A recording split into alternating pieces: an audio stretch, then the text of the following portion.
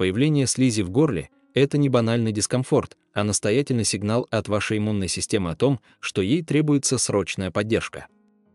Игнорируя эту слизь, вы не только миритесь с неприятными ощущениями, но и проглатываете целый коктейль из бактерий, вирусов и даже личинок-паразитов. Стоит ли удивляться, почему болезни преследуют вас с завидной регулярностью? В моей практике пациенты часто приходят с этой жалобой, спрашивая, что предпринять, ведь кажется, уже ничего не помогает, а эта слизь в горле стала их вечным преследователем. В финале этого видео я поделюсь наиболее действенным и проверенным средством для борьбы со слизью в горле и носовых пазухах. Мириться со слизью в глотке можно лишь в том случае, когда это является последствием перенесенной агрессивной вирусной инфекции. В такой ситуации иммунитет, разумеется, ослаблен. Горло, будучи входными воротами для любой инфекции, становится уязвимым. Иммунный ответ на какое-то время снижается, и инфекция проникает в структуры носоглотки, провоцируя обострение имеющихся хронических очагов. Если это явление кратковременно и проходит вскоре после вирусной атаки, его можно считать вариантом нормы. Однако, если слизь, стекающая по задней стенке глотки, стала вашим постоянным спутником на протяжении всей жизни, это уже не просто отклонение от нормы, это крайне настораживающий знак. О чем он может свидетельствовать? Во-первых, о наличии хронического очага инфекции, который постоянно изнуряет ваш иммунитет. Вероятнее всего, в ваших пазухах и миндалинах уже сформировался массивный конгломерат бактериальных колоний с образованием многочисленных биопленок. Эти образования непрерывно продуцируют воспаление, отвлекают на себя ресурсы иммунной системы и буквально загрязняют лимфатический бассейн в такой критически важной зоне, как голова. Это создает серьезные риски, ведь любой хронический очаг инфекции в области лимфатического бассейна головы и шеи – это огромная угроза развития нейродегенеративных заболеваний. Воспалительный процесс не может оставаться незамеченным для нашего головного мозга, тесно связанного с лимфатической системой шеи. Поэтому, если вы спокойно относитесь к гниющим зубам, постоянно стекающей из пазух слизи и гнойным пробкам в миндалинах, вы с высокой вероятностью столкнетесь с риском нейродегенеративных заболеваний, которые с каждым годом молодеют, таких как деменция или болезнь Паркинсона. Я объединю сразу 3 причины в одну и снова вернусь к своей излюбленной теме. Снижение иммунитета – это паразитарная инфекция. Высокий уровень гистамина, активность тучных клеток, аллергические реакции – это тоже паразитарная инфекция. И постоянное першение в горле, вынуждающее сглатывать слизь в ЖКТ, это также проявление паразитарной инфекции. Одним из самых неприятных симптомов, неизменно сопровождающих аскаридоз, является очень высокий уровень гистамина. Его концентрация повышается в том числе для того, чтобы увеличить выработку слизи в пазухах, глотке, что особенно важно в легких. Когда количество слизи в легких возрастает, личинки, которые были занесены туда стоком лимфы и крови и ожидают следующего этапа созревания для попадания в ЖКТ, концентрируются в этой слизи. Человек, у которого наступает эта фаза перехода личинок из легких, ощущает непрекращающееся першение в горле. Рано или поздно слизи скапливается столько, что при помощи поверхностного кашля мы откашливаем ее, а она попадает в рот и проглатывается. Именно поэтому то, что мы откашляли, ни в коем случае нельзя глотать. Старайтесь любыми способами избавиться от этой слизи и выплюнуть ее. Эта слизь может накапливаться не только в легких, но и в пазухах. Вообще, любую стекающую слизь необходимо выплевывать. Мокроту следует постоянно отхаркивать, откашливать и обязательно избавляться от нее, потому что она буквально насыщена всевозможными патогенами и тем, от чего легкие стремятся освободиться. Они выбрасывают с этой слизью все ненужное, и отправлять это обратно в ЖКТ категорически нельзя. Безусловно, это не единственная причина. Существуют и хронические заболевания уха, горла и носа. Например, бывают случаи серьезных проблем с носовой перегородкой. Существуют такие анатомические деформации перегородки, при которых она совершенно не способна обеспечивать дренаж. В такой ситуации человека будут преследовать регулярные, ужасные и изматывающие гнойные инфекции в пазухах. Поэтому необходимо показаться лор-врачу и провести качественное обследование, обязательно с использованием эндоскопа. Это практически безболезненная процедура. Каждый современный и уважающий себя лор-врач должен иметь эндоскоп и большой экран, на котором вы сами сможете увидеть, что происходит у вас в пазухах. Врач проведет микроскопический эндоскоп по всем вашим носовым раковинам и ходам, демонстрируя состояние пазух. Он сможет заглянуть в гайморовы пазухи и проникнуть очень глубоко. Что еще крайне интересно, это частые находки именно у таких лор-врачей с хорошим оборудованием. Они обнаруживают огромные грибковые тела. Очень сложно определить, что это за образование. Врачи так и называют их грибковое тело, никогда не уточняя, что это кандида или гриб другого рода, почему он выглядит как гриб, почему он так сильно разрастается и почему в других органах такого не происходит. Причина в том, что пазухи — это идеальная среда. Они тесно сообщаются с внешним миром, и при высокой влажности и плохой дренирующей способности для грибов создаются превосходные условия для роста и размножения. И обычно, на самом деле, это не грибы рода кандида, а другие разновидности. Впрочем, и кандида тоже прекрасно может развиваться в пазухах, особенно если человек сам создает для этого благоприятные условия. Например, злоупотребление сосудосуживающими средствами буквально уничтожает кровообращение в носу.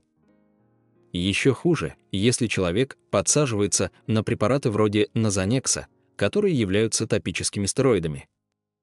Да, эти гормональные средства убирают отек, но делают это за счет мощнейшего подавления местного иммунного ответа, что полностью лишает слизистую способности сопротивляться грибковой инфекции. Это подводит нас непосредственно к вопросам местного лечения. Необходимо всячески промывать носовые раковины, регулярно посещать лора для проведения различных процедур, будь то кукушка или аппаратное промывание тонзиллером. Последний метод довольно агрессивен, но эффект от него сохраняется надолго. На самом деле, нужно использовать любые доступные средства и методы, но при этом стараться всеми силами избежать удаления миндалин. Это мощнейший, активный лимфоидный орган, который превосходно защищает наш организм от инфекций, для которых нос – главные входные ворота. Поэтому наша задача – защищать свою носоглотку, не удаляя миндалины и стараясь их сохранить. Конечно, существуют показания к операции, зашкаливающий показатель АСЛО, непрекращающиеся гнойные инфекции, повышенные ревмопробы и генетическая предрасположенность к ревматическим заболеваниям. Здесь, разумеется, вопросов нет. Но во всех остальных случаях за миндалины нужно бороться, поскольку после их удаления иммунитет никогда не становится сильнее. Да, возможно, немного снизится риск аутоиммунных реакций, но это все. Если вы будете регулярно заниматься своими миндалинами, они точно перестанут быть очагом хронической инфекции. Тем более, что и эффективных средств существует немало. И вот мы подходим к одному из самых рабочих и действенных против хронической инфекции в лакунах.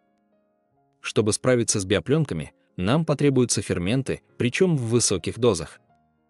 Серапептаза у нас представлена в вабензиме, где есть комбинация нескольких ферментов, но его огромный минус – малые дозы, из-за которых приходится пить по 10, 20, а то и 30 таблеток в день. Гораздо лучше найти чистую серапептазу и заказать ее через посредников. Однако есть и отличная альтернатива – настойка восковой моли. Сейчас ее начали выпускать в капсулах. Я пока не смогла оценить качество именно капсулированной формы, но предпочла бы именно ее, чтобы ни в коем случае не пить эту настойку с червячками. При этом у нее мощнейшие эффекты против биопленок. Далее, полоскание ротовой полости. Этот метод помогает справиться не только с проблемами в лакунах миндалин, но и с биопленками, которые формируются на зубах. Для этого можно использовать кокосовое масло, оно отлично санирует и избавляет от биопленок за счет немалого содержания лауриновой кислоты. Подойдет и кунжутное масло. В принципе, можно использовать даже любое самое простое масло. Оно помогает избавиться от большого количества бактериального налета благодаря жирорастворимому эффекту, в отличие от полоскания спиртом или антисептиками. Масло способно удалить гораздо большее количество бактерий и патогенов. Далее идут гомеопатические средства, лимфомиазот и синупред. Несмотря на гомеопатические дозировки, это реально рабочие препараты. Также существуют свечи с АСД, которые сейчас представлены у Without, а скоро появится и АСД в каплях для закапывания в нос. И, конечно, не могу не упомянуть наш опыт массового применения свечей с АСД при лечении агрессивного вирусного, в том числе ковидного, насморка. Мы закапывали содержимое свечей прямо в нос.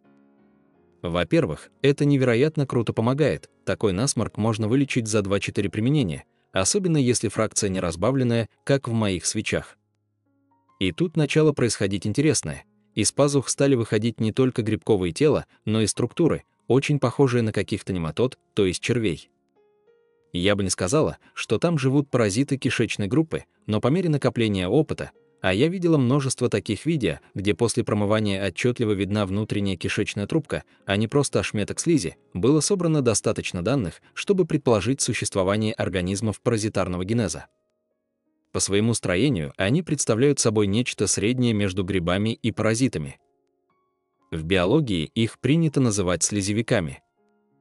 Именно на них выделяемые структуры были больше всего похожи и по структуре, и внешне. Характерно, что при активном антипаразитарном лечении они начинают массивно выходить из пазух носа. Также мы используем виферон, но важно уточнить, не грипферон и не мазь виферон, которые содержат очень малое количество интерферона. Нам нужны именно свечи виферон с дозировкой от 3 миллионов. Их необходимо закладывать глубоко, можно сказать, смазывать ими миндалины. Для этого свечу можно растворить до пастообразного состояния и тщательно обработать поверхность миндалин. Таким образом будет стимулироваться местный иммунный ответ, что значительно облегчит борьбу с биопленками. Кстати, работа с ротовой полостью, биопленками, восстановлением ее микробиома, вплоть до таких техник, как заклеивание рта для восстановления носового дыхания, это огромный пласт информации. Этому посвящен целый раздел в моем проекте «Кишечник», который также известен под названием «Ворсинка». На мой взгляд, это несколько недооцененный проект, возможно, потому что я сама постоянно мыслями возвращаюсь к желчному пузырю. Но там проделана колоссальная работа, и такого объема информации невозможно найти в одном месте и уж тем более рассказать в 2 словах. Разбор начинается с ротовой полости, переходит к пищеводу, затем следует очень дотошный анализ работы желудка, доходя до конкретных схем лечения хеликобактера с антибиотиками, без антибиотиков, с иммуномодуляторами, всего 3 разные схемы. И дальше еще очень много всего интересного. Если вас это заинтересовало, ссылку на проект «Кишечник» я оставлю в описании. Еще один очень эффективный метод – рассасывание различного рода пробиотических препаратов, таких как Bactablys. На iHerb был представлен широкий выбор подобных пробиотиков для рассасывания. Проводилось даже исследование, в рамках которого у детей с ювенильным артритом боролись со стрептококком в горле именно с помощью оральных пробиотиков для рассасывания. Далее мы промываем миндалины бактериофагами.